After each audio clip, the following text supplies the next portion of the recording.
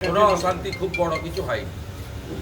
2021 এবং 2023-এর পঞ্চায়েতের সময় যা হয়েছিল, আমি ডিফেন্ড করছি না। দেখুন, আমাদের রাজ্য সভাপতি লাগাতার বলছেন, আমিও আজকে দেখেছেন নন্দীগ্রামে থ্যাঙ্কস গিভিং সেরেমনিতে ক্লিয়ার বলেছি যে ওদের ওই পাপীদের অফিসে হাত দেওয়ারও দরকার নেই। সেটা তো আমাদের স্ট্যান্ড। এটা তো আপনি মমতা ব্যানার্জি তার পার্টি থেকে শোনেননি 2021-এর 2রা মের পর থেকে। তখন তো উনি বরঞ্চ শপথ নিতে গিয়ে 6 তারিখে বলেছিলেন সাংবাদিকদের যে আমি তো 4 দিন ক্ষমতায় ছিলাম না, ইলেকশন কমিশন ক্ষমতায় ছিল, আমার দায়িত্ব তো ছিল না।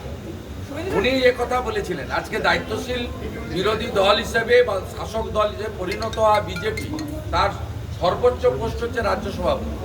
তিনি প্রথম দিন থেকে লাগাতার বলছেন, আমিও গতকাল বলেছি, আজকে আমি প্রকাশ্যে জনসভাতে বলেছি। আপনি আমাকে বলুন তো, 2021 সালে 12,000 এফআইআর হয়েছিল, 57 জন মারা গেছিল। আপনি আমাকে বলুন নাম্বার অফ ডেথ, আমি ডিজিপিকে ফোন করলাম, এই দুপুরবেলা ফোন করেছি ডিজিপিকে, আপনার এফআইআর কত হয়েছে বলুন।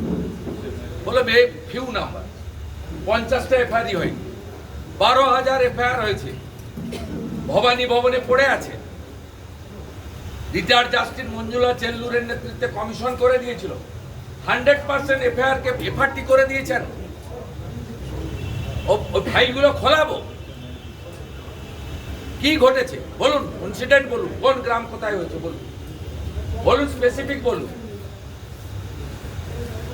আবারও বলছি, শান্তি বজায় রাখুন। পাপীদের অপবিত্র পার্টি অফিস, যেখানে পয়সা নেওয়া হতো, যেখানে মদ খাওয়া হতো, জুয়া খেলা হতো, নারী নির্যাতন হতো, শাহজাহানরা পিঠা বানাতো, সেদিকে কেউ তাকাবেন না। আর আইন হাতে তুলে নেওয়ার দরকার নেই। ভারতীয় ন্যায় সংহিতা অনুযায়ী চোর, খুনি, ডাকাত, অত্যাচারীদের আইন অনুযায়ী ব্যবস্থা হবে। দেখতে থাকুন।